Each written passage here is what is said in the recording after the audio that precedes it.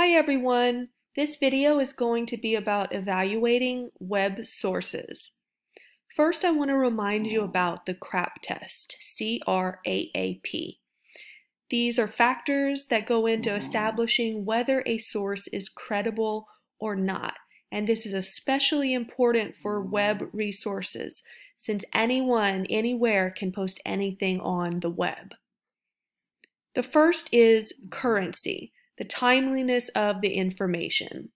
The second is relevance, the importance of the information for your particular needs.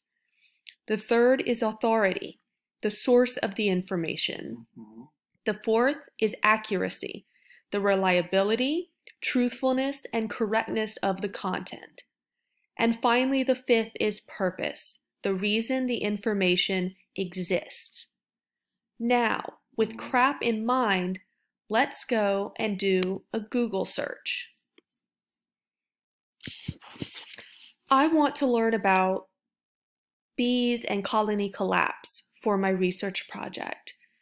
I can't remember the exact name of the colony collapse issue, but I think if I put bee colony collapse, I will have enough to pull up sources. Here's my list of sources.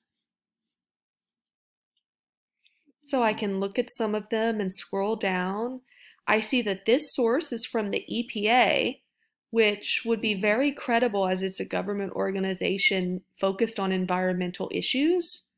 So I can click on that link. And I see that there is an entire web page about colony collapse disorder, which is the official name of this problem. I can scroll through and see that there is no author listed, but that's okay since it is a government website that has authority on this issue. Is it current? Last updated 2018. That's not bad, and a lot of this information may not have changed since then, but I should make sure that I also find a source that is more current in case some of the information has changed. Is it relevant? Yes, this looks like it's relevant to my project. Is it authoritative? Again, yes, because it's by the EPA. Is it accurate? Well, I can't really determine that based on just this website alone. I would have to look at some other sites and sources and triangulate the sources. And what that means is that I want to see if one of the sources has wildly different information in it. If it does, it may not be an accurate source. And finally, purpose. What is the purpose of this website? You want to make sure that you avoid articles or websites whose purpose is propaganda or whose purpose is to sell you something. Here it appears that the EPA is trying to give out information, so the purpose is to inform, and that is fine for me. Now as I scroll down, I've determined that this website is credible if I want to use it, but I see for more information, and I see another page from the USDA. That is also credible and sounds like it would be helpful, so I'm going to click on it and see what we find.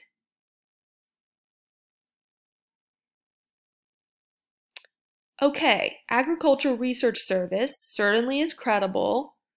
This is relevant, it's authoritative. And this website seems to have even more information than the other website. So that is a good thing. It was also last modified in 2019, a year later than the previous website. So I think that this website source would be better for my project, and it meets all of the criteria of credibility. Let's go back and see what other results I had on my front page. I go down. This looks to be a news article on NPR. Let's click on it. It's from June of 2019. That's good. It's by a contributor who has written many articles for NPR, as I can see when I click on her name. So that bodes well.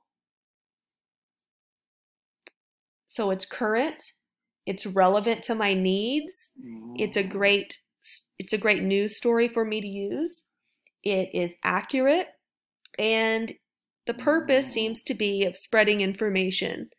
And I see that this can be information that I probably wouldn't find on the USDA or EPA website. This will have more personal information, stories of actual beekeepers and how they are dealing with the problem. I think this would be a very relevant source to use. And we've determined that it is also credible. So now I have two very credible web sources. It hasn't taken me very long to figure out that they're credible, but if you use the CRAP test, it will help you determine whether the sites you want to use as sources are credible or not.